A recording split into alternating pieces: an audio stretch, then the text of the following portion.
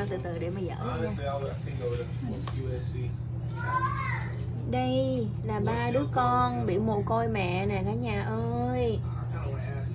Em bị mồ côi mẹ nè. Mẹ em có bầu và đẻ được 3 đứa. Bây giờ đẻ được 3 đứa rồi mẹ em chết luôn. Mẹ em chết vẫn còn 7 đứa ở trong bụng. 7 đứa ở trong bụng. Đây, thấy thương không nè cả nhà ơi. Ôi trời ơi, có nằm nè. Tội nghiệp lắm, em mồ côi đó. Em mồ côi mẹ đó. Em mồ côi mẹ đó. Em chưa có mở mắt nữa nè. Em mồ côi mẹ đó. Em phải đi bú thí em. 7 em còn trong bụng mẹ, cũng đi theo mẹ luôn. Mẹ em chỉ sanh được 3 đứa vậy thôi. Rồi mẹ em đi rồi, mẹ em chết bỏ em lại nè. Thương không cả nhà ơi. Em tí ngon nè, thương quá đi.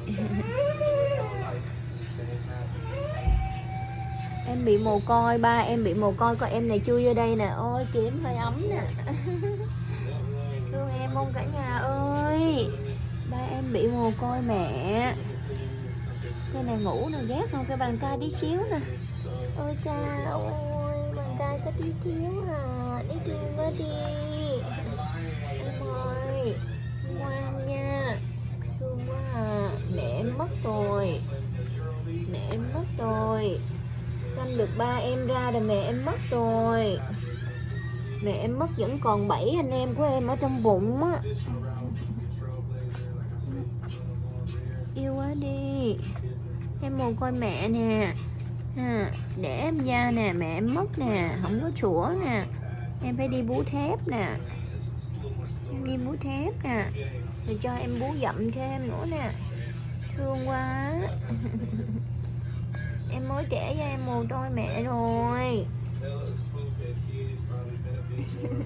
Em vô đi nằm cho ấm đi. Em vô đi nằm nha. Em vô đi nằm nha.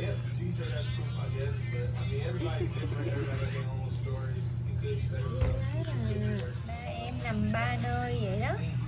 Chia ra mỗi em một góc vậy đó.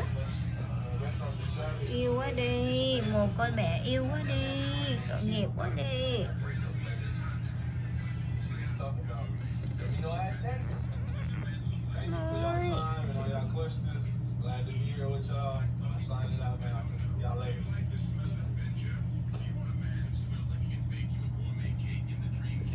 Mồ côi mẹ nè, thương quá à.